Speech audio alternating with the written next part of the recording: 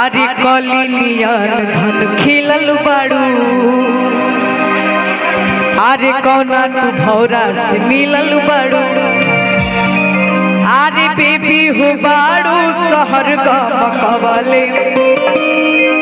आरे कवन बरांड के तू इतर लगवले आवे के बा एकदम बच्चा कि बेबी हो बाड़ू शहर गमकवले कवन बरांड के तू इतर लगवले बड़ी रूप के बड़ाई के तना तू नया नया रंग रूट लगेलू बड़ी रूप के बड़ाई के तना नया नया रंग रूट लगेलू कश्मीर के फ्रूट लगेलू काला सूट में क्यूट कश्मीर के फ्रूट लगेलू काला सूट में फ्रूट लगेलू कश्मीर के फ्रूट लगेलू काला सूट में क्यूट लगेलू। लेकिन एक गाना हमारी गाना कश्मीर वाला गाना कि हम तो हर राजा तू हो हमर रानी ये गाना के हमने के बक्सर जिला के कल्लू भैया गए रहन ये गाना में हमार भी गाना रहे कश्मीर के फ्रूट लागे कि हम तो हर राजा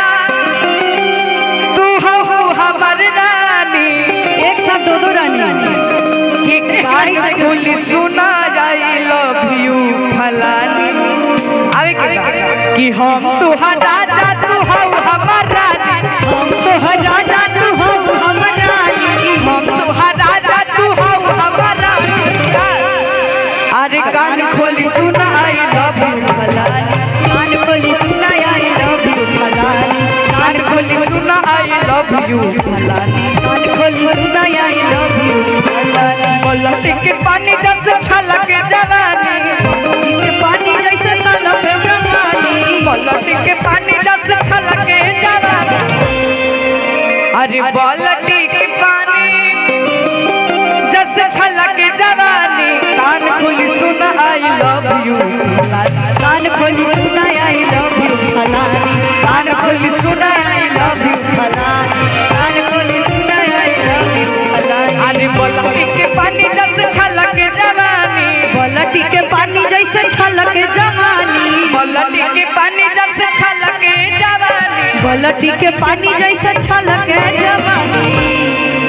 अरे कान खोली सुना आई लव यू फलानी कान खोली सुना आई लव यू फलानी कान खोली सुना आई लव यू फलानी कान खोली सुना आई लव यू फलानी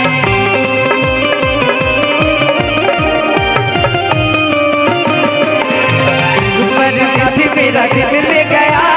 जाते जाते होठ में गम दे गया कान खोली सुना आई लव यू लेकिन ये गाना कि साइकिल ऊपर सैया बैठे अरे हैंडल ऊपर हम जी अच्छा एजा जितना भाई लोग आई बड़ी चाचा जी लोग तनी हाथ खड़ा करके बताई जा केकर भी आवे बाटे हाथ खड़ा करके केहू ना खड़ा करी अरे बाप अच्छा जेकर भी आने के खड़ा भई तनी उ लोग हाथ उठाई जाए सब केहू कर दी कि साइकिल ऊपर सैया बैठे अरे हैंडल ऊपर हम जी तका कही हे सरपंच मुखिया अरे नइखे कौनो गम जी आवे के बा कि साइकिल ऊपर सैया बैठे हैंडल ऊपर हम जी साइकिल ऊपर सैया बैठे हैंडल ऊपर हम जी तका कही हे सरपंच मुखिया नइखे कौनो गम जी करी हे सरपंच मुखिया नइखे कौनो गम जी का कही हे सरपंच मुखिया नइखे कौनो गम जी का करी हे सरपंच मुखिया साइकिल ऊपर सैया बैठे साइकिल ऊपर सैया बैठे हैंडल ऊपर हम जी हैंडल ऊपर हम जी साइकिल ऊपर सैया बैठे हैंडल ऊपर हम जी साथ में कैसे अरे का कोई सरपंच मुखिया नइखे कौनो काम जी का करी है सरपंच मुखिया नइखे कौनो काम जी का करी है सरपंच मुखिया ए राजा हमके बनारस घुमाई द ए राजा हमके बनारस घुमाई द ए राजा हमके तू बक्सर घुमाई द चल के गोदलिया के पनवा खियाई द चल गोदलिया के पनवा खियाई द ए राजा हमारा के बक्सर घुमाई द ए राजा हमरा के बक्सर घुमाई द ए राजा हमारा के बक्सर घुमाई द। मुझे सच में घूमना है, मुझे तो बक्सर घूम के ही जाना है। सुनिए